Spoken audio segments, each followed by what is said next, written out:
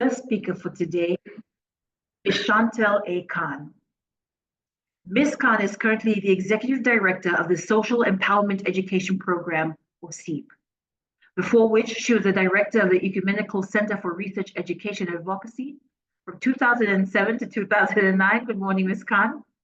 She's been working with the CSO sector in Fiji since 2000 and brings with her over 20 years of community development experience. Her particular focus is community empowerment processes, and she spent a major part of her career developing a contextual community engagement model for rural communities, particularly Italpei, towards increased practices of democracy. She is also a trainer in the areas of community engagement, facilitation, monitoring, and project management. She attained her degree in sociology and linguistics at the University of the South Pacific a long time ago and is struggling to return and academically document this work. She is a Roman Catholic who sincerely gives thanks to God for another lease on enjoying life with her daughter. Ladies and gentlemen, please welcome Ms. Khan. Thank you. Thank you very much. Amelia had asked if you could please share screen Fiji's page only, the summary page, while I get started. Just reading this, the report was asked to comment only on the Fiji side. So thank you for the opportunity to provide some of our humble opinions and views on this. I'll make very brief comment on the 4 category areas, and then I'd like to talk a bit about what can we do to improve the ranking of Fiji. But I'd also like to raise, I think, a few points for IDEA to consider as categories for their research when they go forward. I see that they've ranked us out of 173 countries. And so we're talking about this for the share screen. If you look at Fiji, if you are unclear about our history, we have been through several political upheavals since as our Independence Day has just passed, October the 10th, 1970, but we're still going through trying to build a robust democracy, and our work as an organization tries to do that as well and contribute as much as we can. So I'll be speaking from that perspective of doing this work with communities over a period of time within the CSO sector in Fiji. When we're talking about representation and we're ranked at 88, you know, on the whole, just to say that our ranking, according to IDEA, you know, as NGOs, we don't normally look at that, but we just say, according to IDEA, considering everything that we have been through, you know, this is very interesting for us in terms of representation at 88. I think the first thing that we want to say is when we're talking about the different elements of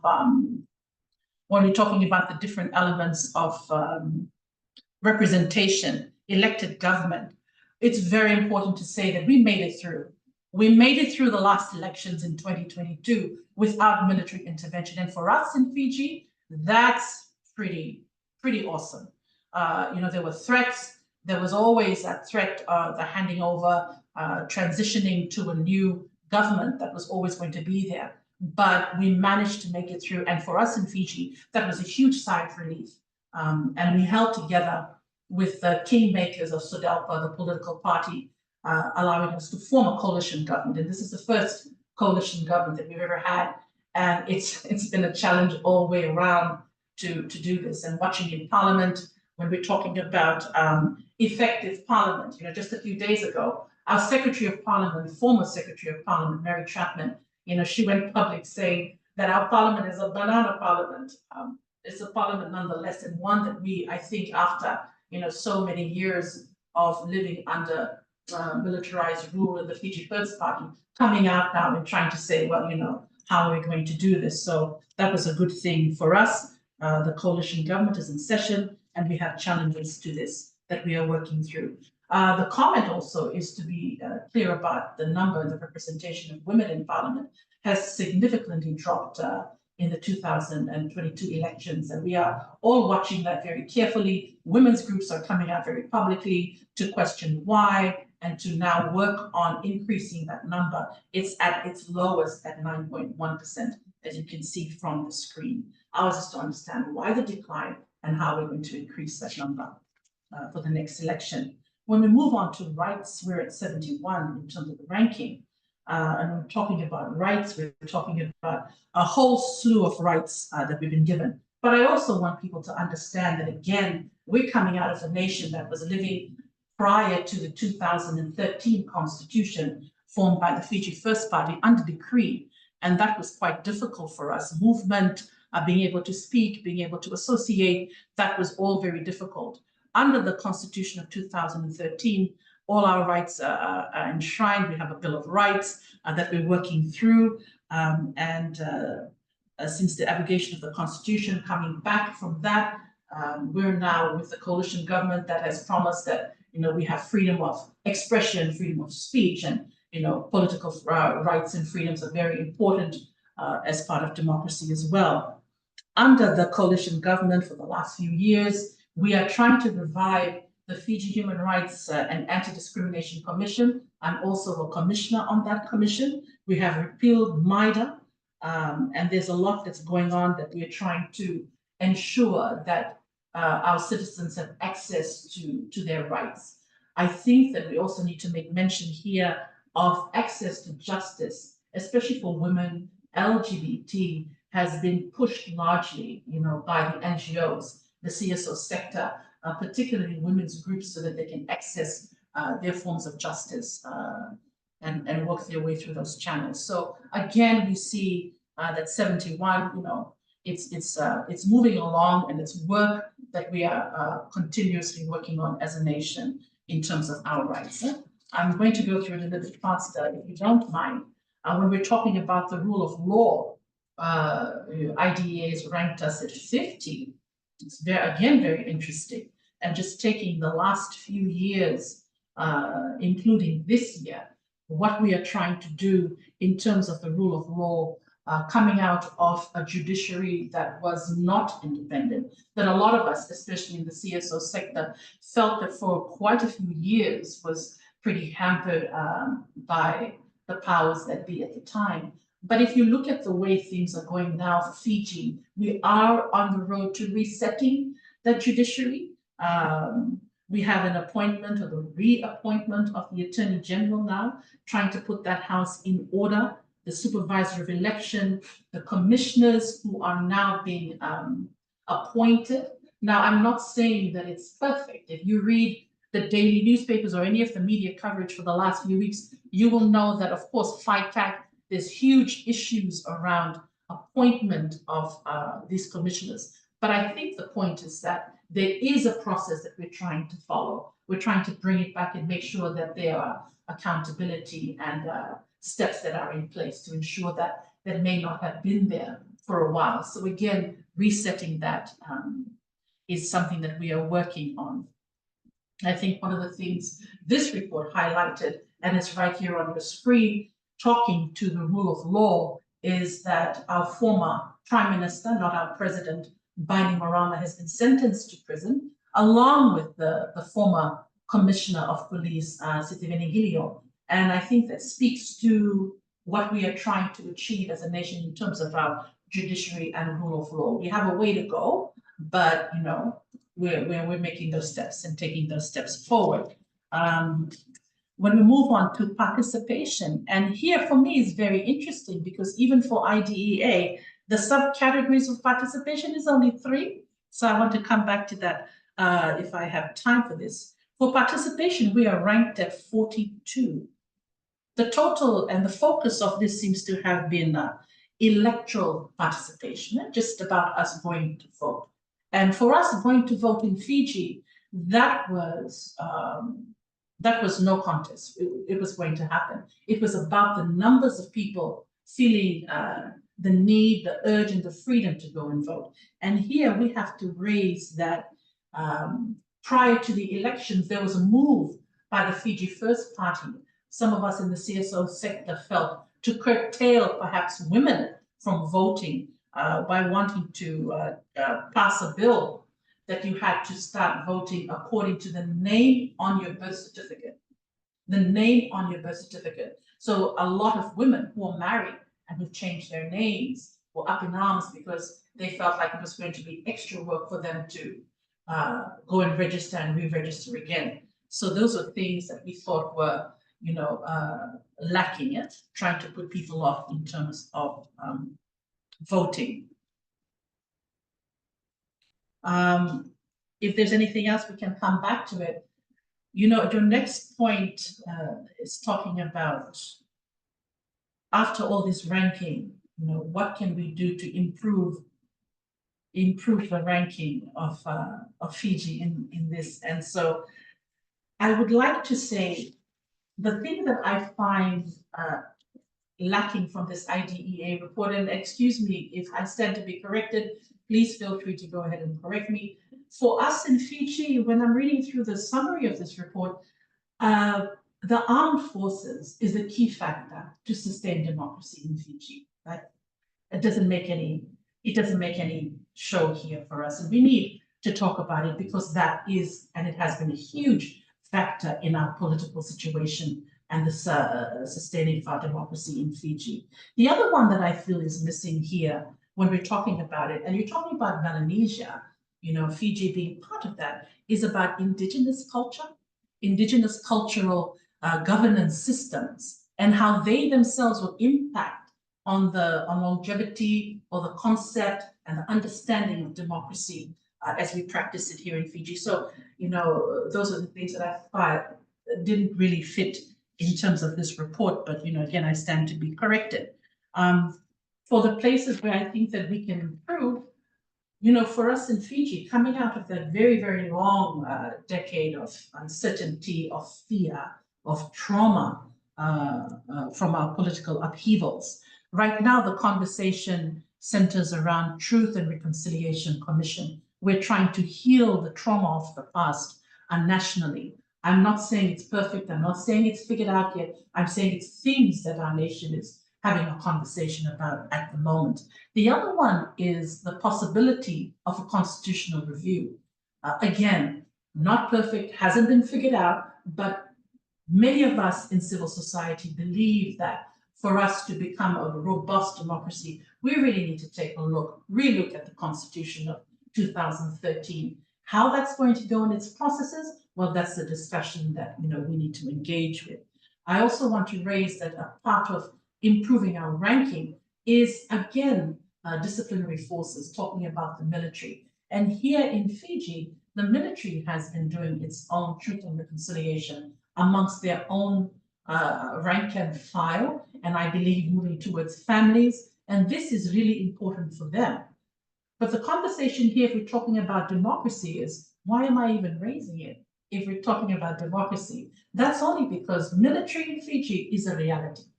And that's something that anyone who's working on democracy in Fiji has to consider very seriously. Of course, coming from an empowerment background, education is very important for our people, and that will increase participation and community engagement. So moving beyond electoral representation, moving beyond just going to vote, it's about the continued sustained engagement of citizens with their elected members of parliament as well over time. So teach it in the schools, teach it in the universities, integrate indigenous systems of governance in schools. I think this is something that our nation needs to consider very seriously. If we're going to reset, having come out of a history of trauma, then we need to talk about the whole thing and how it's going to affect our future generations. And CSOs here play a very big role. We continue to do our part, but I think it's the other side that also needs to come on board and do this. My final point here is just to ask IDEA, when we're talking about these reports for democracy, and I'm reading this for the first time, it's as though the democracy we're talking about with IDEA is limiting itself to the nation. I just want to explain this very briefly. It is as though we're in a little bubble in our democracy. And that presents for me a real challenge to any national democracy. Why? Because we are affected by outside forces as well. We are affected by a globalized nation, globalized world. We're affected by the push for a militarized region. we're affected by political factors of other nations that affect the way our democracy runs. And I'm not sure if IDEA is even considering that, in their rankings. If you are, then that's great. We can talk about that a bit more. But I think that the democracy we're talking about here is what we can do as a nation. And that's great. We're going to try to fix ourselves. But the part that's missing for me is, outside factors that are pushing in on democracies in Melanesia. Companies that have GDPs that are bigger than our own countries are in our countries. They're pushing our political leaders. So if we're going to create leadership that can handle that type of pressure, we actually need to be monitoring and seeing where they are and how they're shifting amongst us. I think that's all for me at the moment. Thank you very much. Thank you very much, Ms. Khan, for that amazing presentation and for your insight. I'll also communicate your questions for International IDEA to them, and let's see what they come back with. Now, I'd like to take this opportunity to remind everyone that if you have questions, we will address them after our final speaker. However, if you'd like, you may post these questions in the chat feature now, which will be addressed later on in the webinar. We now join our second speaker for the day, Michael Kambuni. Michael Kambuni is a PhD candidate at the Department of Pacific Affairs. Before that, he was a lecturer with the Political Science Department at the University of Papua New Guinea. Ladies and gentlemen, please welcome Mr. Kambuni.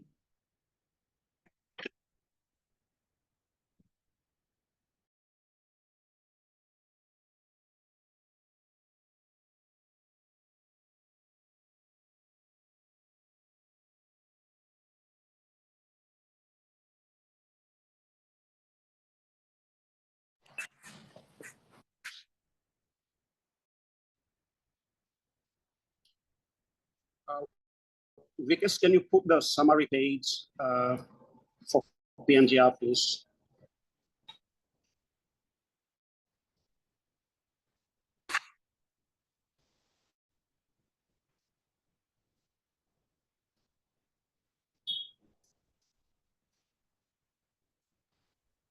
Thank you, Michael. So our technical team has communicated to me that you may start, and they'll put that summary page up. Okay, very good. Yeah, thank you. Thank you so much for having me.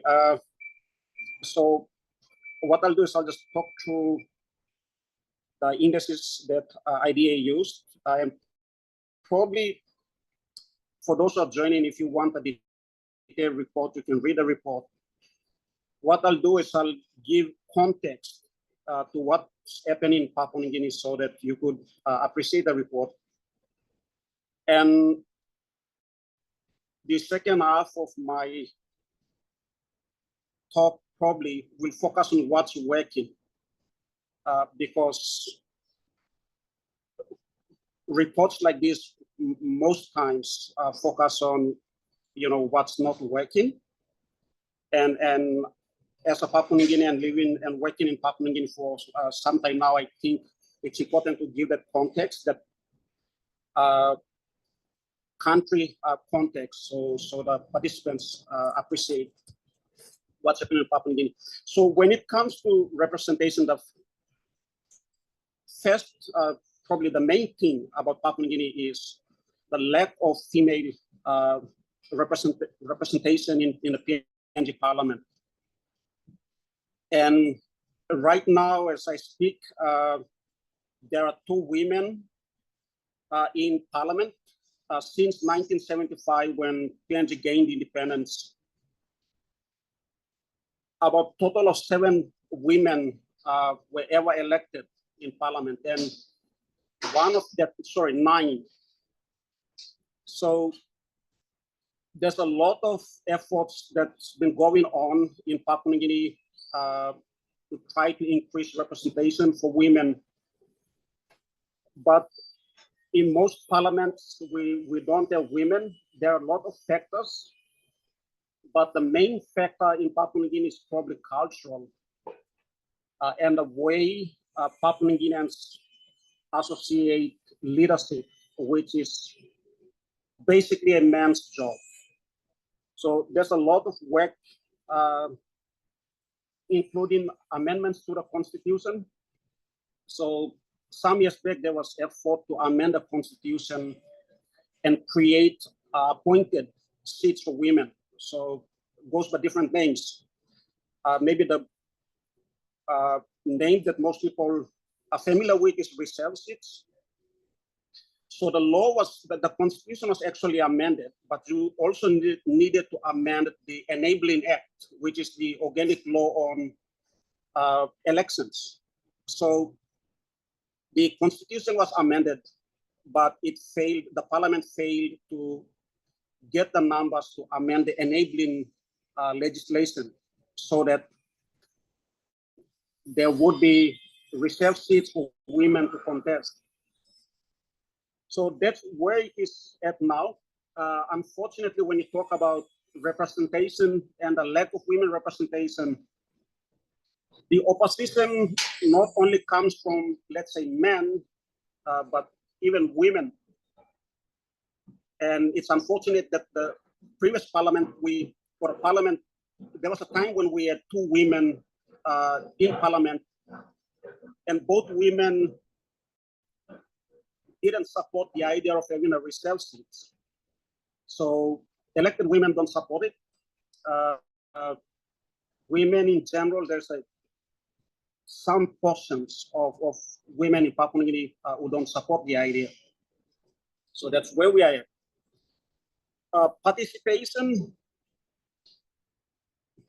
when you during election times, if you're in Papua New Guinea, you would see very high participation, long lines of people standing on line to vote. Elections is something that many look forward to, but then when you look at the number of people and who's voting, right, that's where concerns arise. So some parts of Papua New Guinea, usually men take control of the ballot papers and mark the candidate that the big man of the community has decided, or the chief has decided, or the man have decided. So unlike Australia, where it's mandatory for you to vote, in Papua New Guinea it's voluntary, you don't have to vote, but then participation level is very high, but a good portion of the women folk miss out during elections. There is a concern around common roll. So the last election, the common roll update was delayed because of lack of funding. The Electoral Commission didn't have the money to fix the common roll. And the common roll was updated right as the region issued for elections. So it was a fast job. So many names missed out. And then during elections, that becomes the fault line that causes conflicts when someone shows up or a tribe shows up and don't see their name on the common roll. So that's on participation. I think on rule of law, the main issue the Papua New Guinea is facing, and you probably have read what happened in last month, where close to 50 people lost their lives around a mining area. So most of the killings and loss of life happens around mining areas. And the most recent one is a good example of where the major violence in Papua New Guinea is concentrated, and it's around resource areas. It's instigated by a variety of factors. It can arise from conflict over who owns the land. It can arise from unequal distribution of royalties. So at the moment, the way PNG government pays royalties, or at least the companies, is they only recognize the landowners. But then if you operate in a mine, the mine does not only affect the mine vicinity, it extends beyond that. So for instance, in Okedi, the river has been contaminated, and people who live far away from the mine but rely on the river are affected. So these kinds of things are happening around mine areas, and that's where the main conflicts are happening. And now that's not to say that conflicts are not happening across Papua New Guinea, but if you want to look at where the rule of law is really broken down, it's around mine areas in PNG at the moment. During elections, that's one of this period in time where there's a lot of conflicts that happen. And according to the PNG police, they would need a minimum of 1 billion kina to make a dent in addressing law and order in PNG. At the moment, the citizen to police ratio is 1 policeman to 1,850 Papua New Guineans. So that's way lower than the UN recommendation, which is 1 to 450. So this, the low investment in the law and justice sector over the years is one of the reasons that explains the low scores. Now, maybe the last thing before I move to what's working in PNG is the violence in Papua New Guinea, and apart from the mining areas, violence that's associated with elections usually run through the 5 years up to the next election. And some researchers are suggesting that there's a correlation between high violence during elections and a funding mechanism in PNG called the Constituency Development Funds. So this is funds that are given to the members of parliament to spend mostly at their discretion. So at the moment, a Papua New Guinea member of parliament would receive 20 million kina and spend almost at his own discretion, whatever projects he thinks is important. And it becomes not a service deliverer, but more as a project manager, a walking ATM, right, where he just gives out cash. So during elections, each tribe wants their member of parliament to get into office because they know it's a guaranteed 20 million. For now, it used to be 10 million, it was increased to 20 million. So election now becomes very competitive. It's not about representation, but it's about having access to this massive state resource. So in some areas, it's a fight to get your own kind into power so you can access resources. So that's just my thoughts on the IDA indices. I just want to make two quick points on something that's often overlooked in PNG. And IDA in the report referred to the rural majority, where there's a lot of Papua New Guineans, 80% of Papua New Guineans who reside in the rural areas. And sometimes that's seen as, one of the reasons why Papua New Guinea is ranked probably below poverty lines. They don't have the money. They don't have access to all these resources. Modern luxury. But when you look at Papua New Guinea society, linguistically very diverse. And after independence in 1975, countries as diverse as Papua New Guinea in, let's say, Africa, right, collapsed. So many things happened: military coup, instability, assassinations, all of these things happened. Papua New Guinea has been very resilient in that there are periodic elections, and the challenges I talked about earlier, but there is periodic elections. When there is a transition of power, and we only had 2 prime ministers complete their term in parliament. So that's how frequent governments change in PNG since 1975. In the last 49 years, only 2 prime ministers have completed their terms because prime ministers are replaced before they serve up their term. And that transition of power has mostly been peaceful. A large part of this is explained by the rural majority who do not rely on the state. So in countries like Australia, services have to be delivered because the people rely on it. So food, for instance. In Papua New Guinea, this huge rural majority, and then I didn't agree with the report towards the end where kind of suggested that Papua New Guinea rural majority live below a poor, and the reason why they pursue education, young people pursue education is because it takes them out of poverty, and that's misleading because this rural majority rely on subsistence farming, and it's basically how you define poverty. If you're defining poverty as, having $5 per day, the Papua New Guinea rural majority of gardens that produce food that exceeds $5 per day. So it's really not the correct reflection. And the rural majority is actually the strength why democracies, Papua New Guinea has been democratic for some time, for 50 years, because the land compensates for what the state is lacking, the state services, the services that the state is not providing. The subsistence farming compensates for that. That's the first thing. The second thing is the informal systems.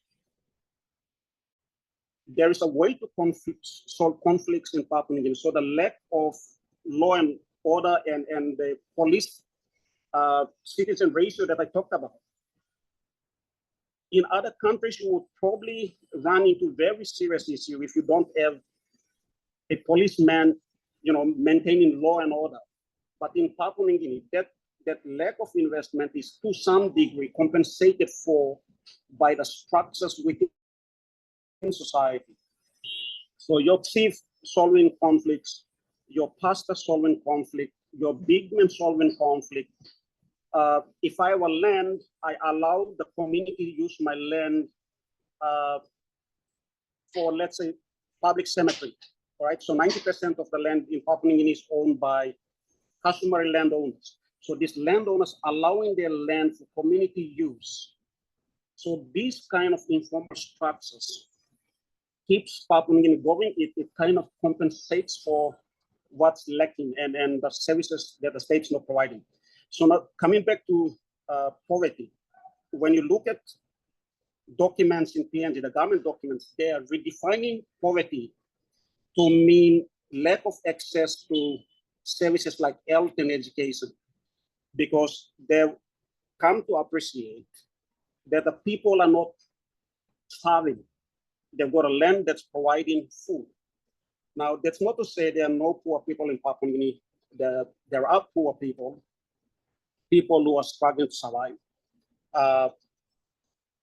But the rural majority are living on the land. So that is something that reports like this probably looks at the modern indices and does not capture informal institutions that maintain the society and peace, and also sustenance and like the definition of poverty that I referred to. So I'll leave it there, and if you have any questions, we can talk about it during question and answer session. Thank you.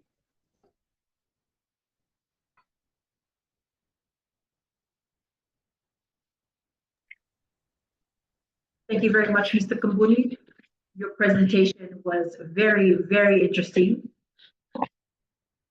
Now, I can appreciate that all of you may have questions, but just letting you know once again that if you have any questions that you'd like to ask, you can put it in the chat feature, and we will address these questions after all four of our speakers have presented. Now, in the meantime, just reminding you that if you have a question, a burning question that you feel that you might forget, please feel free to put it in the chat feature, and all will be addressed after all four of our speakers have presented this morning. Now, our next speaker is Professor Tarsisius Kambutaulaka. Professor Kambutaulaka is a political scientist with a PhD from the Australian National University and undergraduate and MA degrees from the University of the South Pacific. He joined the Center for Pacific Island Studies in 2009 and served as director from August 2018 to July 2021. Prior to that, he worked for 6 years as a research fellow at the East-West Center's Pacific Islands Development Program. Before moving to Hawaii in 2003, he taught history and political science at USP, and over the years, Professor Kamputaulaka has also done consultancy work for governments, regional and international organizations, and NGOs in the Pacific Islands. He is the editor of the Pacific Islands Monograph Series, the founding editor of Ocean Currents, and a member of the editorial board of the Contemporary Pacific. He has published extensively on the Solomon Islands civil unrest and the Australian-led regional intervention, the forestry industry in the Solomon Islands, China and Oceania, and on governance issues in the Pacific Islands. He is the co-editor with Greg Fry of Intervention and State Building in the Pacific, the legitimacy of cooperative interventions, which was published in 2008 by the Manchester University Press. In 2000, following 2 years of conflicts in the Solomon Islands, he participated in the peace talks in Townsville, Australia, as one of the chief negotiators. He is a regular commentator on Radio Australia and comes from the weather coast of Guadalcanal in the Solomon Islands. Ladies and gentlemen, Professor Kamputaulaka. Yeah, Vinaka, can you hear me? Loud and clear. Okay, thank you for the kind words of introduction. That was long. I don't know where you got it, but thank you for including me on this. I'm going to go through the, can you put up the Solomon Islands brief, Vikas? Certainly, sir. The tech team has communicated to me that you can continue speaking and they'll put it up as you. Well, while you're doing that, I'm just going to go through the 4 indicators that IDEA has put up as a measure of democracy in the Pacific. And my focus is on the Solomons, of course. The first thing I wanted to talk about is participation, in which IDEA has given Solomon Islands a 114 out of the 173 countries that were surveyed. And let me make comments on a number of things. The first is election. Solomon Islands, like a lot of other Pacific Island countries, has always had a high turnover in elections, particularly national election. And a lot of the focus of IDEA is on national elections. And that raises another issue that perhaps there is also a need to look at provincial and other forms of elections, not only in Solomon Islands, but elsewhere as well. So Solomon Islands had an election earlier this year in which about 82% voter turnout, which is an increase from 2009 when there was 68% voter turnout then. And this was the first time that they had what they called a joint election, which is an election including both the national parliament as well as the provincial assembly elections as well. Okay, there we have it. Yeah. So a couple of things, and it is really, it is true that there has always been a high voter turnout. There's an enthusiasm in participation in elections in Solomon Islands. There are a couple of things to note, though, that in terms of candidates' participation, elections in Solomon Islands are really, really expensive. And I am certain that this is the case in places like Papua New Guinea as well. And so what it means is that it restricts people's participation as candidates. So although you have a lot of people voting or coming out to vote, oftentimes it means that participation as candidates in elections is very, very expensive.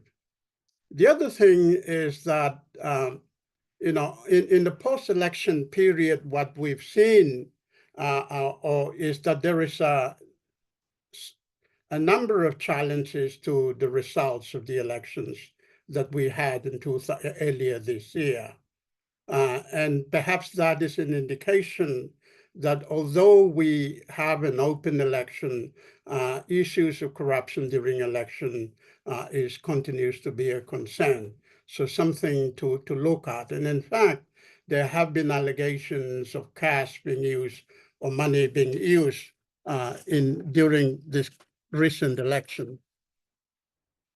Challenging the election results through petitions in the post-election period is often very expensive as well. For instance, it costs about 40,000 Solomon Island dollars on court security deposit if you want to challenge the outcome of elections. And so the election issue, while yes, there is a lot of participation in Solomon Islands, there are also a lot of challenges, both in terms of the expenses of participating as a candidate in election. And if you want to challenge election results, it is also very expensive. And the $40,000 that I mentioned is only the court security deposit. Of course, you have to, on top of that, pay for lawyers if you want to challenge the election results. In terms of political party participation, what we have is the Political Parties Integrity Act, which is similar to what they have in Papua New Guinea. And what the Act does is it regulates the organization of political parties internally in how they organize themselves in order to participate in elections. But it does not necessarily control their participation in the formation of government and in the process of governing. And so what we've seen in the case of Solomon Islands, as in other parts of the Pacific, particularly Papua New Guinea, is that the post-election period is often where a lot of the issues arise as political parties attempt to form government after the election. We've seen it in the last election, and we've seen it in previous elections. And in some cases, that has created conflicts which sometimes become violent as well. So post-election competition between different political parties to form government is always an issue. The other thing with participation in democracy is the gender issue, which the other speakers have raised. In the case of Solomon Islands, as in Papua New Guinea and Vanuatu as well, women representation in parliament is really low. At the moment, there are only 3 women in the national parliament, 2 in the Honiara City Council, and 3 in provincial assemblies. So a total of 8 women in elected offices in the Solomons, which is really, really low compared to men. And the dominant narrative that we often hear is that it is because of the traditional systems in Solomon Islands where it is very patriarchal, and therefore, women's participation in national elections or in provincial elections is affected by the traditional systems. However, apart from that, I think there is also a need to look at the kinds of support that we give to women during elections. The Political Parties Integrity Act that I mentioned earlier requires that 10% of candidates for each political party are women. But that does not necessarily mean that they are elected. You can choose women to be candidates in a political party, but that doesn't guarantee that they will eventually win the election. And so apart from the dominant narrative that it is the tradition of Solomon Islands or of Papua New Guinea, of other Melanesian countries that discourages women from participation, I think there is also a need to look at the kinds of support that we provide for women candidates. A lot of those political parties get women on board in order to be able to meet the requirements of the legislation, but oftentimes do not spend as much resources in supporting women into parliament. Some of the women who have been elected in Solomon Islands in the past, in the previous parliament, there were 4 women. At the moment, there are only 3, as I mentioned. Some of those women who had entered parliament in the past were a result of what is often referred to as the widow and wife phenomenon. And that is a situation where a husband lost the election or a husband passed on, and therefore the wife often asked to contest the election. In some cases, women have been asked to step aside for their husband to contest. So there is that competition nationally, but also within families as well.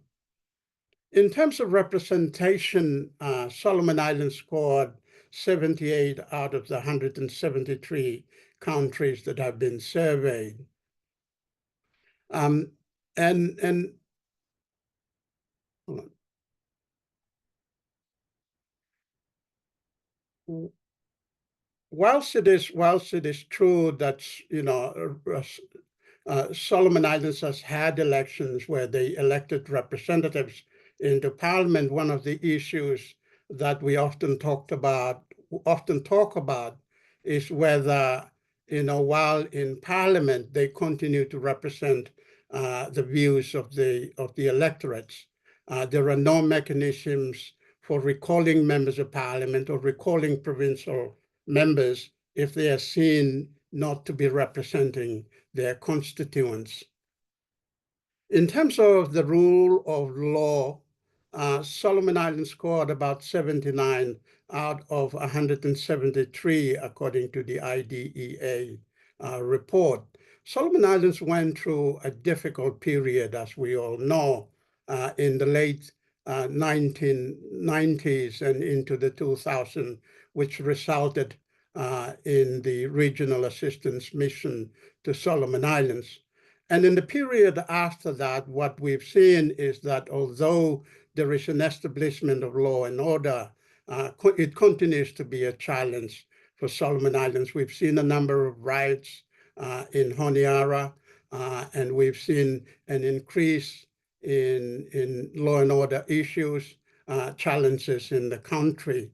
And I think one of the things that Solomon Islands continues to grapple with is not only law enforcement, but attempts for the state in a place like Solomon Islands, where the reach of the state is limited, attempts to partner with traditional institutions in what could be referred to as state-society partnership in the enforcement of law and order. And so that's a huge challenge that Solomon Islands needs to look at. The other thing is that there's a lot of resources being put into the Solomon Islands police from outside donors, Australia, New Zealand, and increasingly China as well.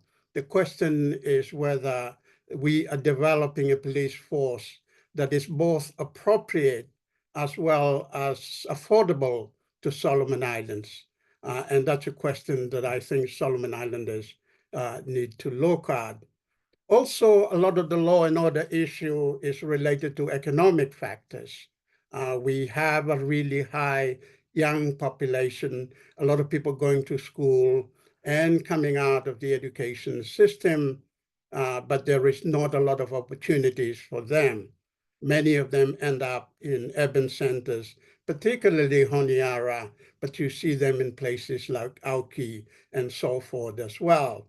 And because of that, you see an increase in crime, particularly in urban areas. In terms of access to judiciary, like I said, access particularly to rural areas or rural population where a lot of people are is often limited and difficult. And when you do access it, it is often unaffordable. You cannot afford lawyers. It costs about $20,000 upfront payment for lawyers. And then, of course, on top of that, they charge per hour as well. So for a lot of our people, having access to quality representation in court is often difficult and unaffordable. In terms of the rights, IDEA rated Solomon Islands 68 out of 173 countries. And that, again, is due, I think, to a lot of the factors that I mentioned earlier on, affordability, access, and so forth.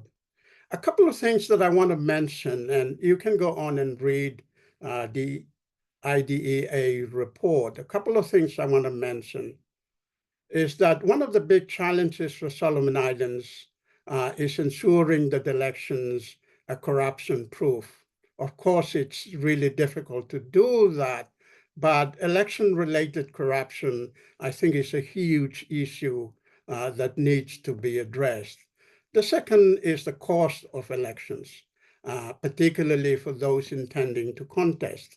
Women in particular often do not have access to the kinds of resources that would enable them to successfully contest in elections.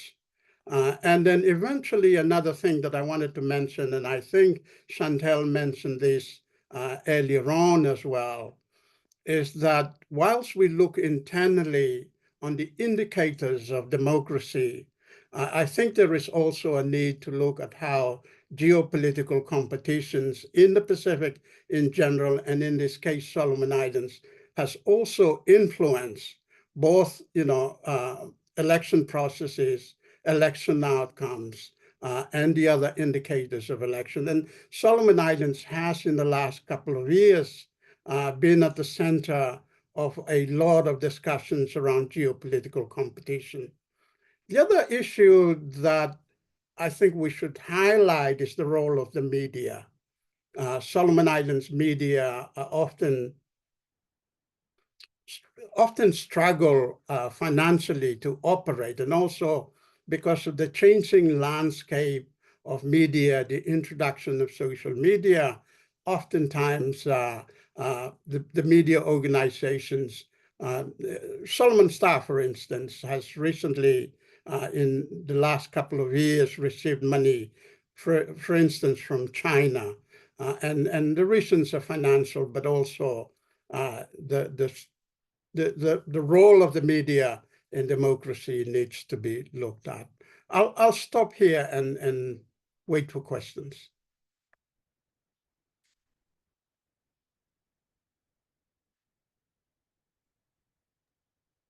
Thank you.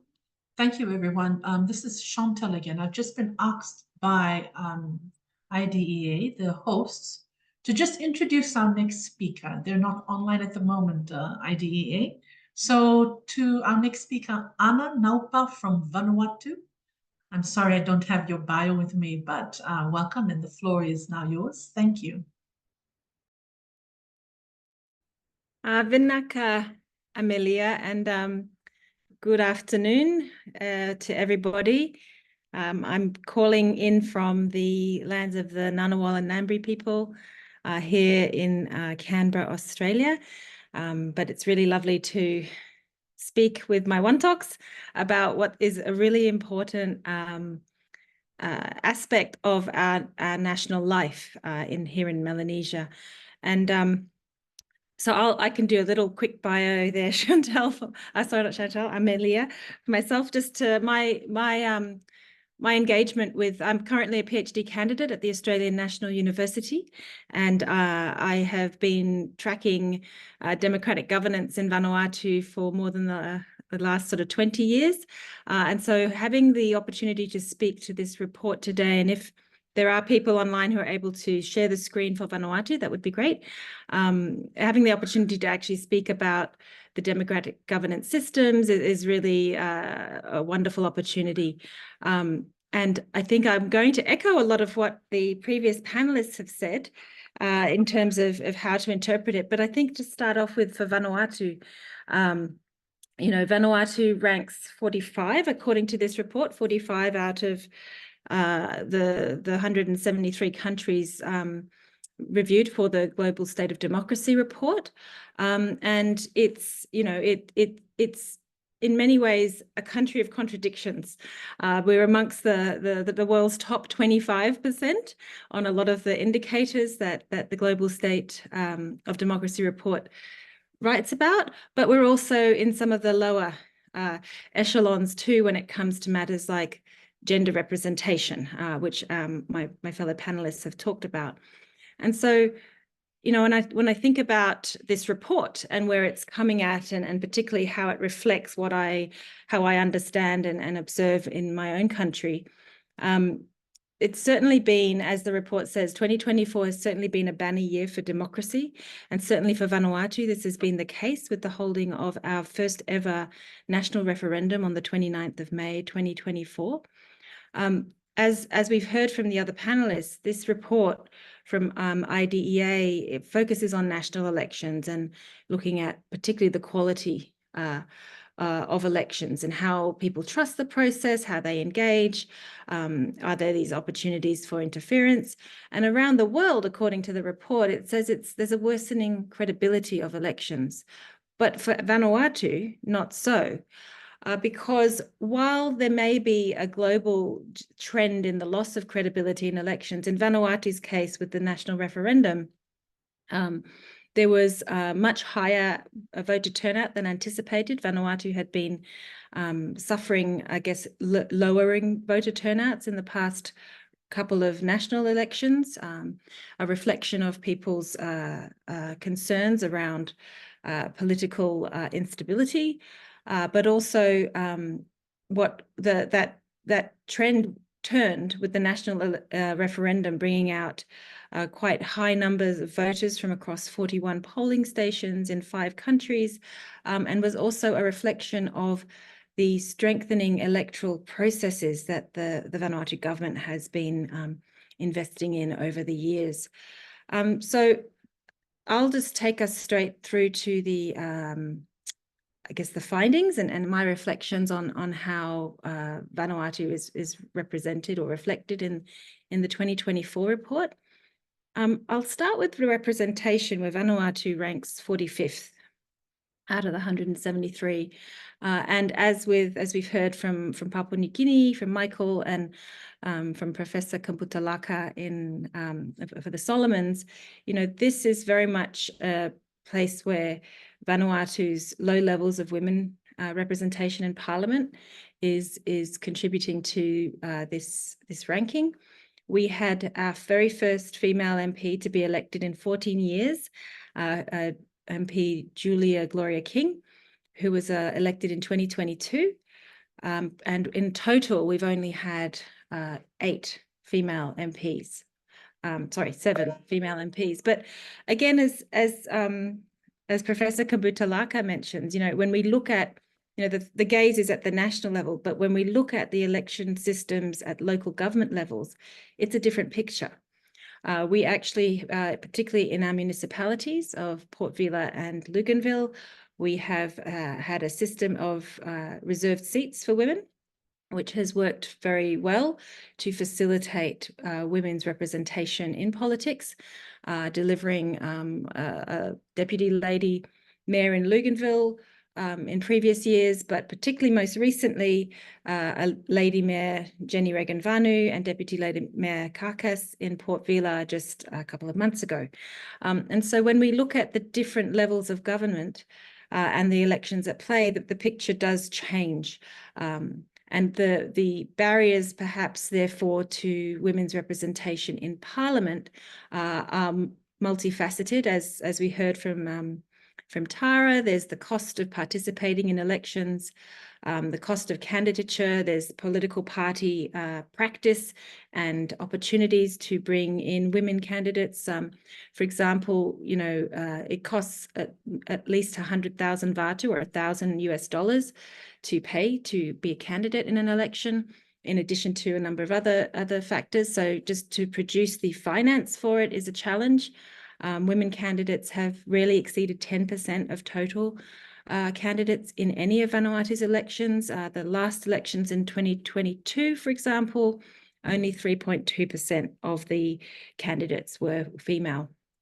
Again, when we look at the local government level, it is a different picture. So I think when we look at this ranking around representation, we need to keep that very clearly in mind, that it is looking at a very particular slice of practice.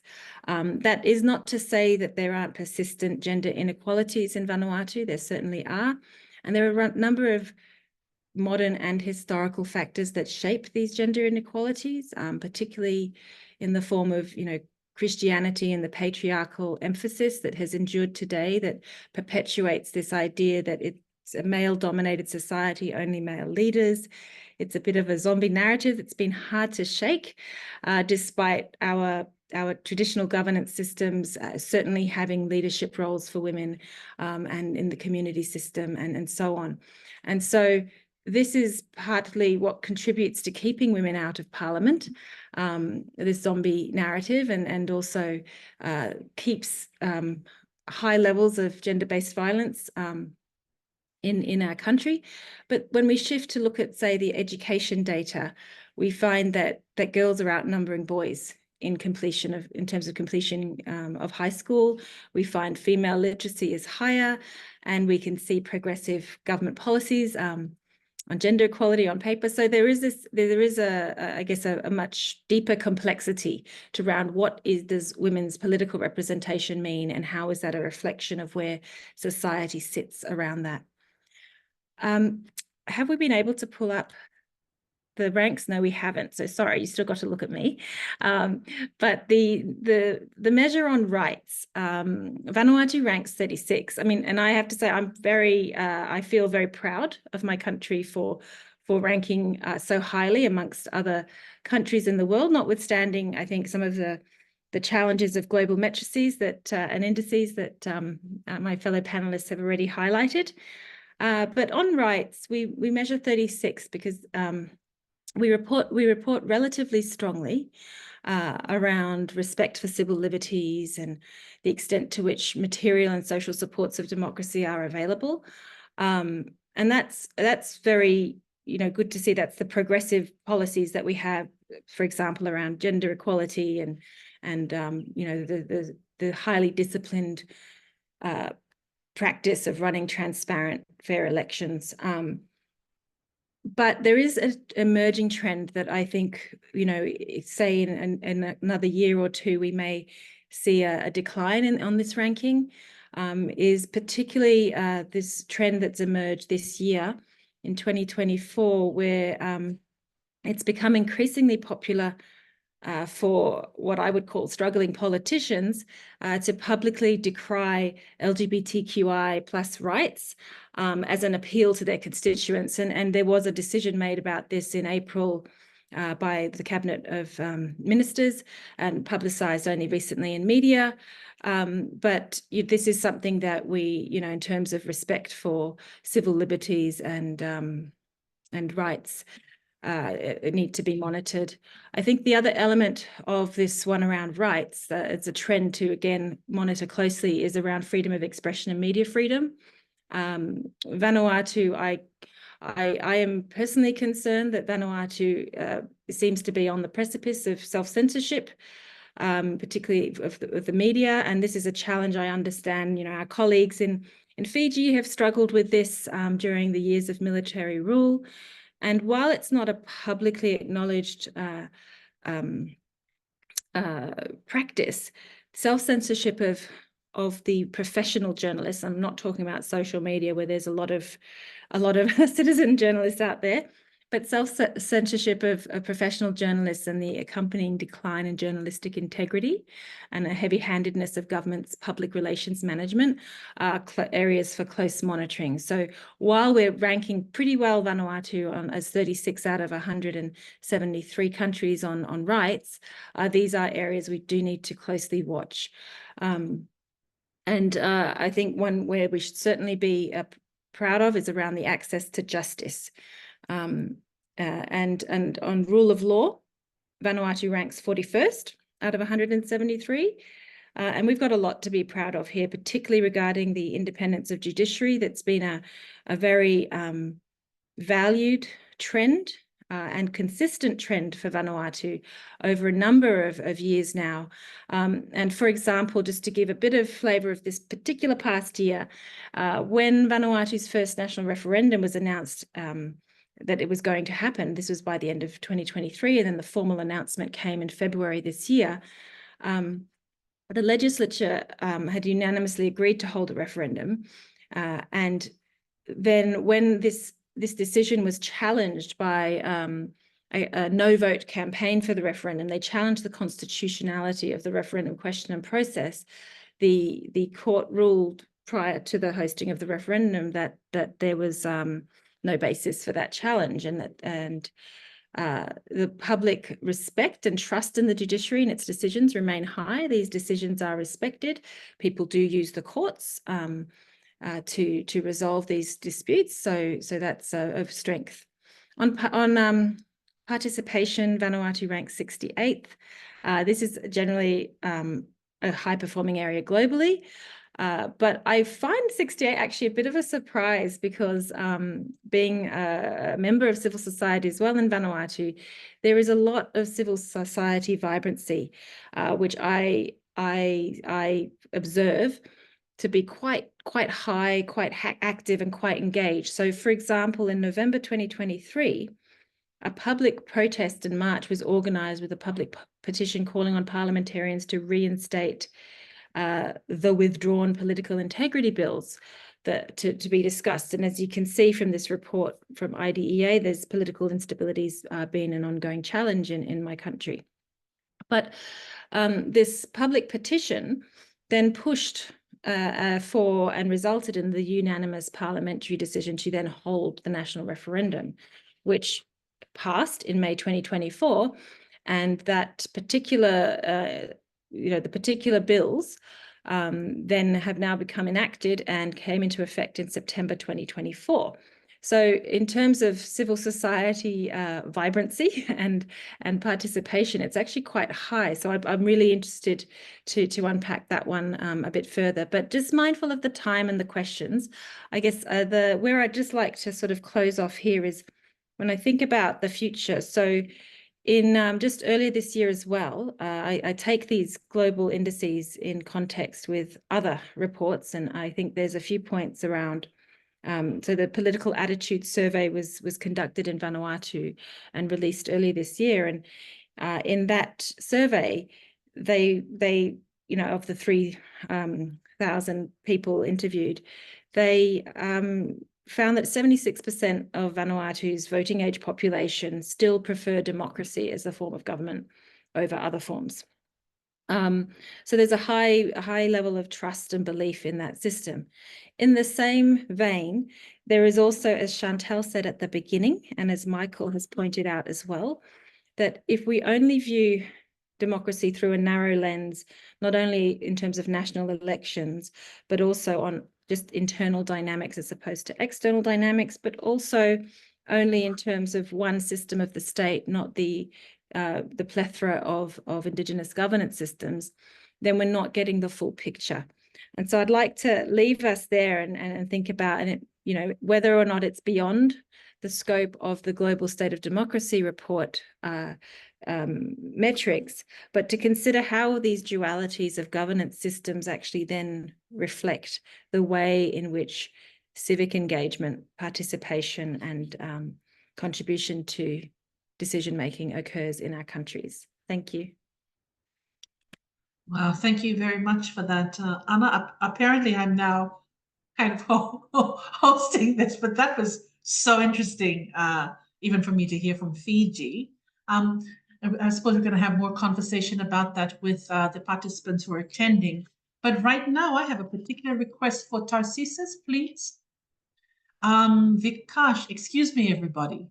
Vikash is asking if you could please make him a panelist so they can continue hosting, because right now they're out of it. So how do I do that?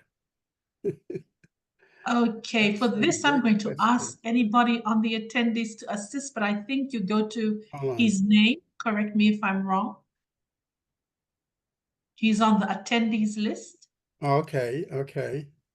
And I Yeah. think you right-click his name, and because you're the administrator. I am? Oh, Yes, you're the administrator. You're the host now. attendees. Okay. Hold on. And he's right at the bottom. Allow. Yeah. If you can select him as panelist, I think you right-click on his name. Can you do that? I just did that. Okay, let's see Thank what you happens. to the world of technology. Oh, here we go. I think I did it. Okay. I'm quite impressed with myself. I'm quite impressed with myself for giving you those directions.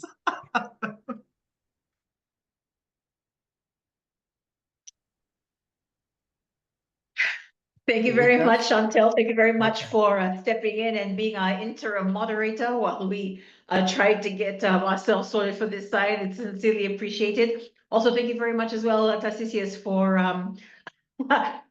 changing our settings to panelists so that we can continue to moderate. It's sincerely appreciated. But thank you as well, Ms. Naupa, for that amazing presentation, but also to our three other speakers who joined us this morning, Ms. Khan, Mr. Kambuni, Professor Kambutaulaka, and of course you, Ms. Naupa. We appreciate your presence here this morning and for sharing your insights with us. We now have about 7 minutes for a question and answer session. And I'd like to encourage all of you to use this opportunity to ask our panelists questions. If there's a specific person that you'd like to address your question to, please let us know. Or otherwise, please indicate if this is an open question that any one of the panelists can answer. Now, if you have any questions, please use the raise hand function, or you can place your questions in the chat. I'll give everyone a few minutes to do that.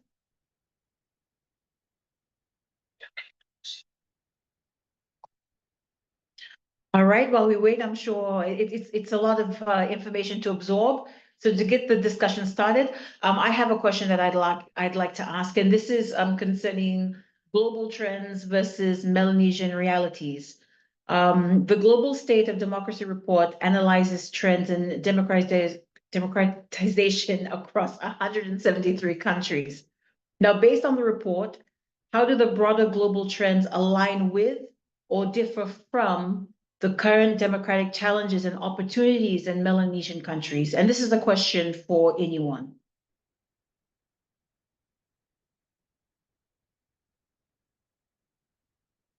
If I may have a crack, and then others can join in, and I'm sure people have things to say on this. I think one of the things with Melanesia, and to a certain extent the Pacific, but more so Melanesia, is the limited reach of the state. And a lot of these discussions about democracy focuses on the state, and it assumes that the state has reach in all parts of the country. In a lot of Melanesia, the state is absent in a lot of cases, absent both in terms of the institutional structures, but also absent in terms of its ownership of things. Let me take one thing, for instance, land. And it is trying to make law over things that it does not necessarily control. It is within the purview of other systems of governance. And therefore issues of law and order as well. That you are most likely to find churches in some parts of Melanesia than you are to find police officers. And therefore, when we are looking at law and order, I think it is also important to bring in and have a look at what are the roles of non-state institutions, so-called traditional institutions. What are their roles in facilitating or inhibiting political participation, which you would call democracy or otherwise. And I think that's something that's important to take note of in the case of Melanesia. Yeah, so I'll just throw it out there and others can come in. Thank you very much, sir. Is there anyone else that would like to add to, or maybe express your own thoughts or ideas towards that question that was posed earlier? Please let me know if you'd like me to repeat the question. That's good. I'm happy to jump in if that's all right. Just off Perfect. of Tara's comments. And I think, you know, we're fortunate in Vanuatu that there has been other kinds of surveys that have taken place recently that speak to elements of democracy that help give, I guess, a characterization of what people think, particularly because these have been perception surveys. And as I mentioned before with this political attitude survey in Vanuatu, where 76% of the people who participated said we still think democracy is the right system for our country. But in the same vein, in the same survey, there were a lot of, they also said, we also believe it's possible for a woman to become a prime minister. You know, over 70% said we believe it's possible for a female prime minister in Vanuatu.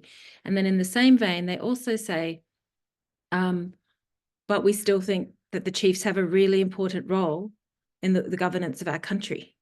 And so, you know, what Tara has just mentioned around how do we look at the role of non-state institutions in delivering and facilitating, you know, democratic practice, that there's a real, you know, they're not contradictory. And I think that's always the challenge of when we talk about democratic governance systems, is seeing it only as one kind of system, not this rich diversity of processes. And, you know, we don't have a global metric that measures that yet. They're very specifically, you know, for the longitudinal assessments, I understand that. But particularly for our part of the world, how do we think about recognizing these other elements? So the political attitude survey helps us recognize and remember that we have, you know, they're not mutually exclusive states, so to speak, of is there democracy or no democracy, and what does not democracy look like? Because I would argue we have democratic systems in our cultural systems. It's just a different form. And can I just jump right in there? And I don't know where this one fits, but you know, we can't have this conversation about democracy without talking about our brothers and sisters in Kanaki and in West Papua, and how they are being constrained, you know, in terms of their own self-determination, in terms of human rights. I'm not sure, you know, when we're talking about even though we're, you know, by these indices from IDEA and the ranking, our brothers and sisters from there are not even ranked. It's quite difficult, you know, and how it affects us here in Fiji. Let me give you an example, is a freedom of expression. When we're talking about even trying to stand in solidarity with our brothers and sisters from these areas, you know, before February this year, if Fiji wanted to, if we the citizens wanted to protest for West Papua, we were not allowed to wave the West Papuan flag. You're talking about a coalition government, right after being having POAD, having all these decrees where we could not speak freely, coming into an election, having a coalition government. You couldn't wave the West Papuan flag, you know, if you wanted to protest. And then in February this year, all of a sudden that's open. We can do that now, but you can't wave the Palestinian flag. Like, we want to stand in solidarity. We're talking about democracy, we're talking about freedom of expression. We can't even do that. And we're no longer under military rule. We're no longer being constrained by that. But why is it that we still can't stand in solidarity? Again, I said, I'm not sure where this fits, but if we're going to talk about democracy as a form of governance, how does it affect our brothers and sisters, even in our Melanesia Pacific, like Kanaki and West Papua?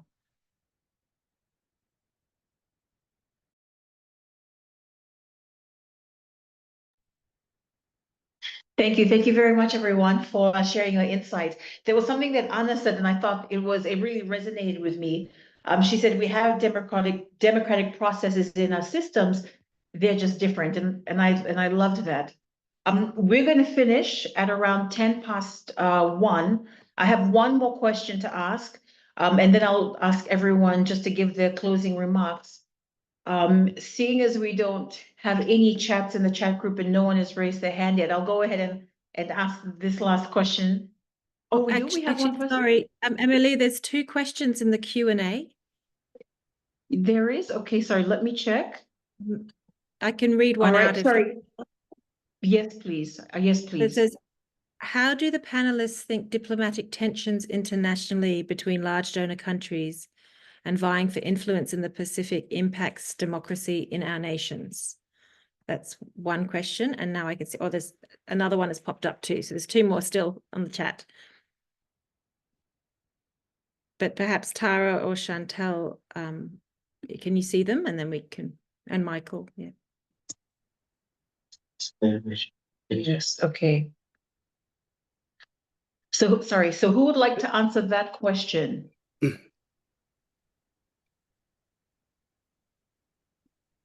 Okay, I'll try and answer the question on how, what is it, tensions internationally between donors. Okay, yeah. So you know, international political competition has domestic impacts.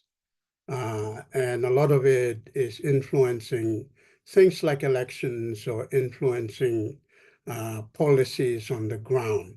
And so to answer your question, yes, it does. Solomon Islands, as I mentioned earlier on, has been at the center of a lot of this geopolitical competition since the establishment of diplomatic relationship with China. And so what we've seen in the case of the Solomons is, you know, particularly in the 2024 election, although it is not possible to say that international players did have an influence in the election, I think a lot of people in Solomon Islands know that international players, not necessarily in the form of state, but international players in the form of companies as well, do have an influence in the election process in Solomon Islands recently. So Kip, to answer your question, yes, they do.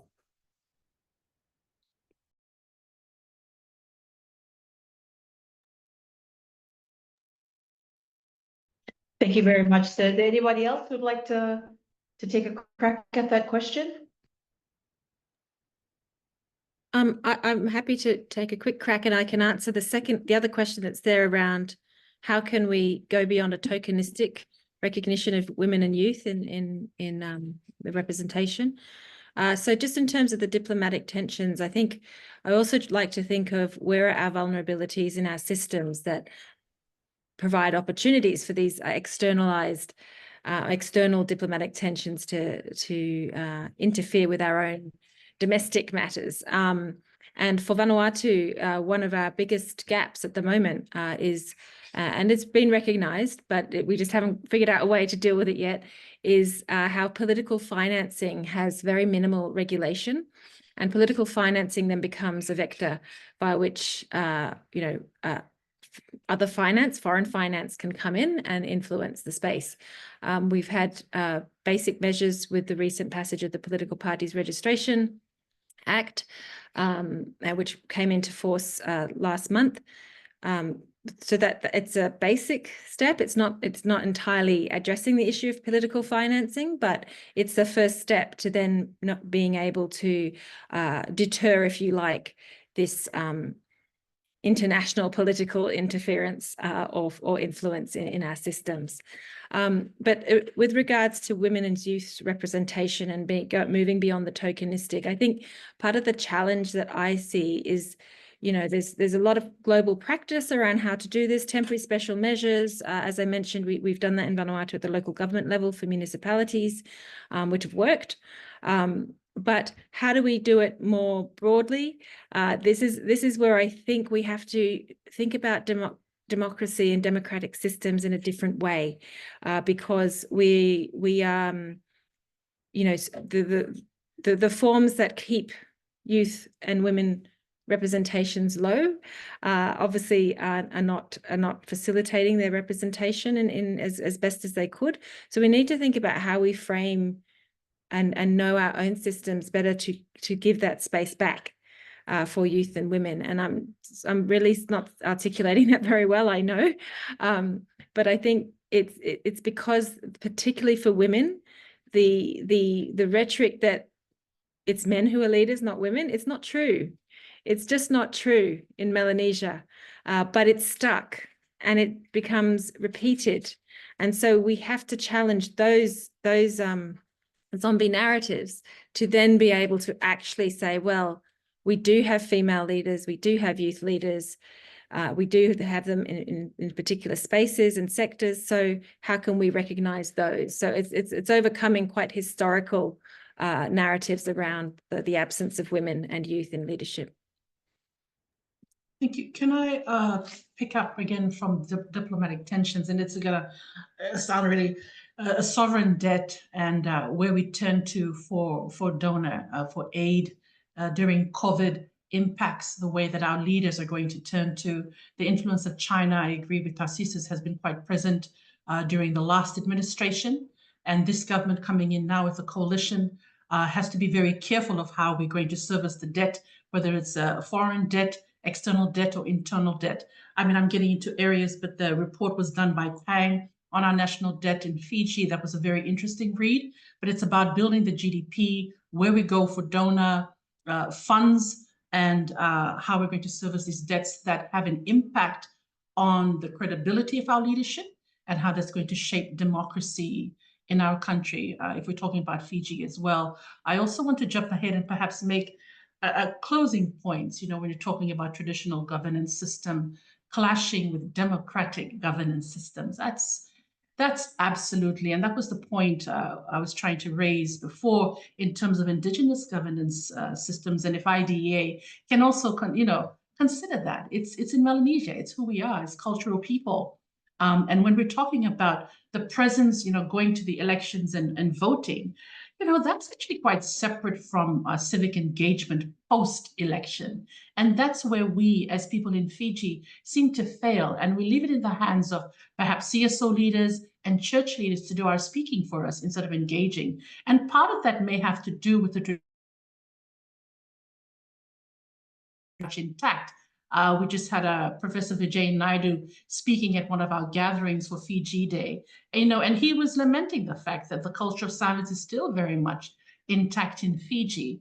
And the thing is, if we're to, and I'm not saying this to improve our rankings because it's IDEA, but because we have to, as a nation, it's talking about and being able to normalize the conversation of an autocracy existing within a democracy and how they clash. In Fiji, we really have to have the conversation, open up the spaces for the conversation for Toke institutions to be able to analyze themselves and how some of the practices may be hindering our progress towards a more robust democracy. Thank you. Thank you so much, Chantel. And thank you so much, everyone, for being with us this morning. Now, we're running out of time. So what I will do is I'll just ask one last question. And again, this is for everyone. And this is from Teddy Wynn. His question was, do you believe Melanesian Pacific norms like Wantok and Big Man systems have any impact on liberal democratic norms?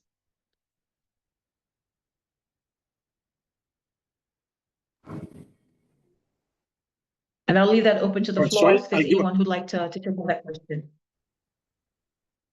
Yeah, I'll just give a crack and then let the other panelists jump in. So I would say in some ways it constrains democratic norms. In other ways, it advances. The thing about PNG is that whenever a new system is introduced, it's pretty much shaped by existing cultural norms and systems. So a good example of this would be when the country gained independence, the idea was to adopt first past or post voting system that would lead to two dominant political parties potentially because it worked elsewhere. We ended up with like 45 political parties before the voting system was changed. And even the parliamentary system that we have, it was supposed to be, the conventional system is where the members of parliament are lawmakers. In Papua New Guinea, they are service deliverers. So infusion of the traditional systems or even the traditional ways shaping modern systems, and what you get is a result that's slightly different. So in Papua New Guinea, what has then happened is the members of parliament have now shifted their focus to service delivery. And right now, as I speak, there are about 350 laws that have been passed in the colonial days that are still in operation today, because the parliament is more concerned, members of parliament, that is, in delivering services. Whether they deliver service or not is subject to question, but that's where the focus, where the emphasis are. So yeah, so Teddy, to your question, it's a very subjective question because depending on who you ask, like earlier I talked about the traditional systems that are helping to compensate for the lack of services and in law and order and things like that that the state is supposed to provide. But on the other end, when you adopt a modern system, the results are different, largely because the strong traditional systems that we have shape the modern system. So I'll just leave it there.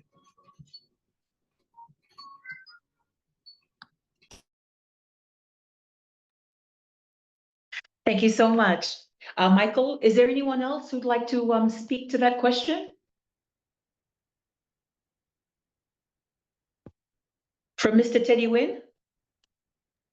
I'm happy to give it a go. So I think for this one, I'd also ask the inverse, Teddy, about how are we how are the liberal democratic norms being exploited for interests? And I think, for the big man system is a generic term, as we know, across Melanesia, but it manifests in so many different ways because we are so linguistically and culturally diverse. And so in my part of the world, in my part of Melanesia, the big man system has sometimes been described as actually not the traditional system. It's the people who have recognized that there's something to be gained from a modern system that we've adopted as a state and as a modern nation, and then they capitalize off that. And it's why we often see, often politicians are described as big men, not necessarily because they have begun life as a traditional leader, but because they have the ability to access and exercise largesse with their constituents. So I think that there are, we have to be really clear. It's not a binary. The spaces that are occupied, particularly around democratic governance in Vanuatu, are not as a clear black and white as that is cultural and that is, the modern democracy. There are also those who are in between and know how to work both systems, and there's people who've coined terms like masters of modernity, masters of tradition, people who make use of that ability to exercise what we would now call big man. So that's why I just think I've just encouraged some thinking around how that kind of new practice gets created, because we are trying to marry and integrate democratic governance systems with traditional governance systems against a whole history of practice and experience. Thank you. Thank you so much, Anna. Thank you very, very much. Before we ask everyone to give their closing remarks, is there anyone else who'd like to speak to that question? Okay. If not, I'd just like to take this opportunity once again to thank all four of our speakers for taking the time out this morning, well, this afternoon now, for being with us and sharing with us your insights, for gifting us with your time and your knowledge. It's been sincerely appreciated. I'd I'm just going to give all of you a few seconds to gather your thoughts so that you can give your closing remarks. But in the meantime, I'd like to extend our appreciation to all of you for being here this morning to participate in today's webinar. International Ideas Asia and Pacific Regional Office would also like to thank all of our speakers and the audience for joining us live. We hope that through this discussion, people have gained knowledge about the issues that are happening in our region. Please look out for the dates for our next webinar, and we look forward to your participation. Now, with those few words, Ms. Khan, if you're ready, would you like to give your closing remarks now? Thank you. And I'd just like to acknowledge my fellow panelists. Thank you. Thank you. It was very insightful hearing about the rest of Melanesia, and trying to place Fiji within it has been also a privilege. So thank you, IDEA, for this. As coming from a CSO NGO, and that's community development practitioner work, I can assure you that this work of building practices of democracy, even at the community level within traditional governance structures, is not easy. And it's something that we try to do every day while trying to balance everything out. I'm saying this in light of the entire context of complexity of where we have come from historically as a people, where we are right now positioned, and the global forces that impress upon us each and every day. We need to build leaders, real leaders that understand what this is about, this entire conversation. We can already see where our leaders have failed us in terms of not being able to, for themselves, navigate their own way through traditional governance structures and try to make sense of it. So for us here, coming from Fiji, our history, wherever we're going, we hope is going to be better, robust democracy. But for us at SEEP, it's making sure that what we're talking about here on these panels gets down to the community level, right down to building leaders and more women and youth to join whatever parliament we're going to have in place. So once again, thank you very much for this. Thank you so much, Ms. Khan, and thank you so much for the incredible work that you do. It's sincerely appreciated. Now, from Ms. Khan, I'd now like to invite Mr. Kambuni to give us his closing remarks. Yeah, thanks for having me, and thank you to the panelists as well. I learned a lot from the commonalities across the region, as well as differences. And thank you to IDEA for the report. From a researcher's perspective, it's a useful tool. I also teach at a university, and reports like this, gives us that it's a resource we use more often. So thank you for that. Yeah, again, just coming back to what I talked about earlier, I have a great appreciation for the systems, the traditional systems that we have, because even from where I come from, I'm sometimes amazed that how these systems regulate the everyday life of Papua New Guineans. State is almost non-existent. How conflicts are solved, how resources are distributed, how, big man gets bad rep all the time. And like Anna said, it's because how this big man has evolved into something very negative. And big man in PNG is associated with corruption, misuse of funds, politicians, things like that. But the real big men who live in the village share their resources. They allow the community to make garden on their land. They provide land for community infrastructure. So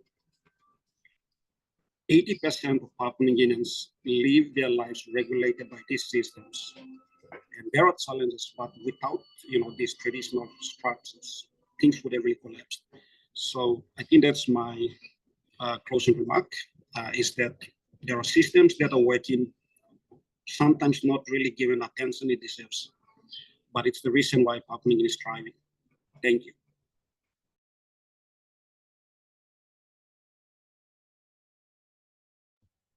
Thank you very much, Mr. Kambuni. Thank you very, very much. We'd like to acknowledge all the work that you do, and we sincerely appreciate you taking time of your busy schedule to be here with us today. Next is closing remarks, sir. Thank you for including me, and thank you to my fellow panelists as well. I've learned a great deal. It's Sunday afternoon here in Honolulu, but it's wonderful to join you guys on this panel. A couple of things. First, I think, despite the challenges that Melanesia faces, despite the challenges that we faced in terms of governance in places like Fiji, Solomon Islands, Vanuatu, and so forth, there are also a lot of opportunities for us to do things better in the future. And gatherings like this and discussions like this help us think through some of those issues. And also to reiterate what Chantel mentioned earlier on, perhaps IDEA can in the future think about the inclusion of other parts of Melanesia in these discussions. I know that the case of West Papua is probably discussed as part of Indonesia, but despite this political separation, it would be important to see, if it could in some ways be included in future discussions of democracy in Melanesia. Of course, the case of the Kanaki New Caledonia is also important. And third, while I know that this is a global project, which IDEA does regularly, it might be important to look at the specificities of particular places and to look at Melanesia and come up with ways of measuring democracy in these places that might not necessarily be the same as in other parts of the world. How you do that, I don't know, but perhaps it's something to think about. But I just want to end by saying that despite the challenges that we have, I am sure that, the people of Melanesia, both as people and through their institutions, we will continue to strive to be better. Thank you. Thank you very much, Professor, for availing yourself this morning and for your closing remarks. Again, we sincerely thank you for taking time out of your busy schedule to be here with us today. And last but certainly not least, Ms. Ana Naupa. Vinaka. So I'll be very brief. I think, firstly, a thank you to the panelists, to International IDEA, to the moderator, and to the researchers behind the report of the Global State of Democracy 2024. It is always useful to have these international reports, as Michael said, and it's, I think, this opportunity to ensure that we interpret what these reports say through, within a national and historical context also helps us, fully appreciate the nuances that there are around how we think about democracy in our part of the world. For Vanuatu, democracy is our centralized political system. That's what this report measures. But we also have multiple other political systems at play that have a bearing, as I've said, and as we've had a discussion. And I think that is certainly an area I encourage us all to keep thinking about, how we recognize that there are different types of political systems and ways of engaging. And our brothers and sisters in Kanaki who are going through particular hardship right now, in West Papua, in Maui Nui, we're all facing particular challenges in our region in terms of how we are represented and seen as part of a centralized system. And I think that there is, the opportunity to keep talking about this and bringing the space closer together in Melanesia is something I would very much support. So thank you again. Thank you to Maslo, everyone. Thank you so much, Anna, and thank you so much for your closing remarks. And not just to you, madam, but to all of our, but to our other three panelists as well. Ladies and gentlemen, on behalf of International IDEA, Asia, and our Pacific's regional offices, we'd like to thank you for sharing your knowledge and your experience with us today. We'd also like to thank you, our audience, for joining us live for this event. We hope that through these discussions, people have gained knowledge about the issues in our region. Again, please look out for the dates for our next webinar, and we look forward to your participation. Until then, have a wonderful week. Have a wonderful day. Thank you and Danyavad.